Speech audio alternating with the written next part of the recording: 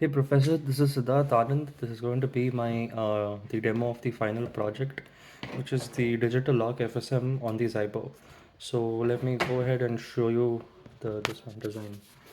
Okay, so this is the IP design. We're basically using a Zinc processor and we're using two AXI GPIOs. Now this AXI GPIO is the button which has the interrupt enabled, and it's connected to your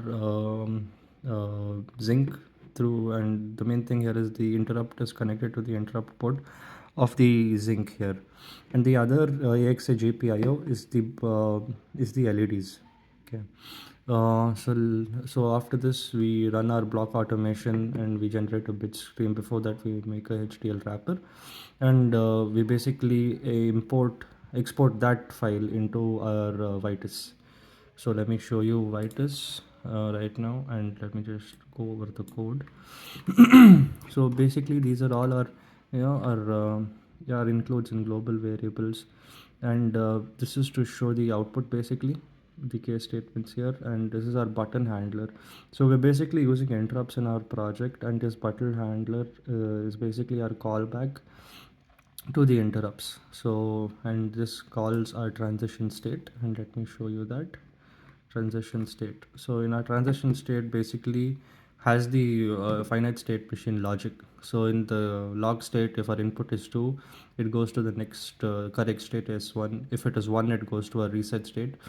Now in any other input, it goes to a wrong state, which is W1. Then if it's at S1, if our input is 3, which is the second correct input, it goes to S2. If our input is 1, then it goes to the second reset. If any other state, it goes to our second wrong state. And in our second state, if we get an input of 1, it goes to the other right state, else it goes to the wrong state. Note that it doesn't go to another reset state because at this point we cannot accommodate 2 1s, hence it can't go to the reset state. Now this reset state basically sends our FSM back into the lock state. Now this is case S3. In case S3, if we get our final input, which is the correct input, which is 3, then it goes to the unlock state. If we get another input of 1, it goes to our lock state, which acts like a reset here. Okay. Now in any other state, in any other input, it goes to the alarm state. So in our log state, if we give any other input, it's going to go back. Log state. So basically, with any other input, it goes back to log state, and this is a wrong 1 state. Now in a wrong 1 state, if you get one input, it goes to a reset state, which when you give another 1 there, it goes to a reset. In any other state, in any other input, it goes to the second wrong state. Now in our second wrong state, W2, if you get one input, then this goes to an R3 state, which calls the reset. Now in any other system, any other input, it goes to our third wrong state. Now in our third wrong state, this triggers the alarm. Now in the alarm state, if we get 3, then it basically goes to our A1 state, which is our alarm state. Now this is our first, this is the A1 state, which gets us out of the alarm basically. So when we get 3, it goes to A1. Now at A1, if we get one more 1, then it goes back to our lock state, basically resetting our lock. If there's any other input after at A1, it goes back into the alarm state. So this basically resets our alarm with the inputs 3 and 1. Now this is for a reset state. Now if you get 1, it goes back to lock and it resets the system. If not, it goes back to a second wrong state. Now in our second reset state, if we get 1, it resets and goes back to the lock state. If not else, it goes to the wrong state, W3. Now in our final R3 state, if we get input 1, it goes lock. If not, it goes to alarm. This is a print statement for it. Now this one basically enables the LEDs. This is how we can see the output. So in case 1, case S1, W1 and R1, our LED data is set to 1. So this basically glows 1 LED. That's the same logic for S2 and S3, where S2 has our basically, so this lights up the second pin here. So we have 0, 1, 3 and 7. So each corresponding to one LED here. Now in our alarm state, it basically flashes a pattern, and in our unlock state, it basically has this logic which generates a Johnson output.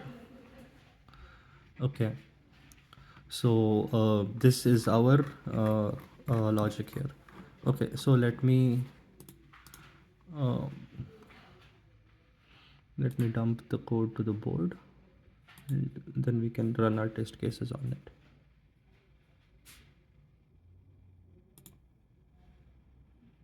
Okay.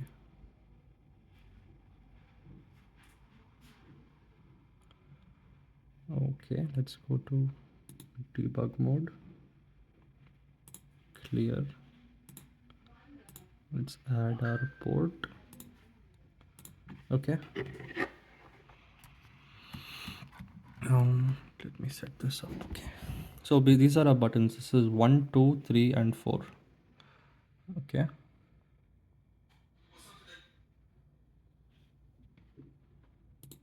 Okay, relaunch. Let me check. Okay, programming.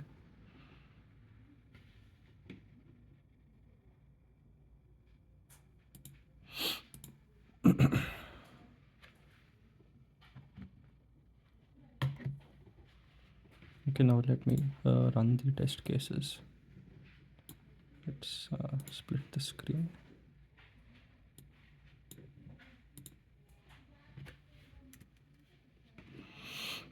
Okay, now let's reset the system. So basically to reset, we just have to press 1 and 1. So let's see, 1. Okay, now we're in the first reset state. Then we press 1 again, it goes to another reset. Okay, now it's back to our lock state. Hence, it is resetting right now. Okay, then let's go to the unlock state with the correct input of 2313. Okay, so input 2, which goes to S1, 3, which goes to S2, 1, which goes to S3, 2, 3, 1, and 3, which goes to our unlock state. Okay, now let's take the, okay, now any key should reset. Here we can see the Johnson counter lighting up. Now any input will basically reset it. Okay, it's reset back to lock. Now let's consider 211, which is the reset state. So say we give one correct input and we go to S1, and now we want to reset it. So we press 1 1. So this would take us to R1, I mean R2. Then we press it again and it goes to our lock state. Okay, now let's do 1 2 1 1. So let's see if we can reset even after two inputs. Okay, so we go 1, we have one LED blink. Then we go to our two inputs. Now let's reset it. So we have 1 and we have 1. Okay, it's locked, it's reset now. Let's try 3 2 3 1 1. So let's give 3, which is the wrong input. We know it's the wrong input because we went to W1, and let's reset our input. So we press 1, which goes to R2, and another 1, which goes to R3. Okay. Now let's do an unlock again, 2 3 1 1. We reset. So 2 3 2 3 1 and 3. Okay, now let's reset by pressing any button. Okay, now let's test the alarm capability. So let's give any random input. Let's give 3 3 2 1, and we have the alarm right now. Okay, now let's reset the alarm. We can do so by pressing 3, which takes it to WA1, and 1, which locks it again. Okay, now let's try one more alarm.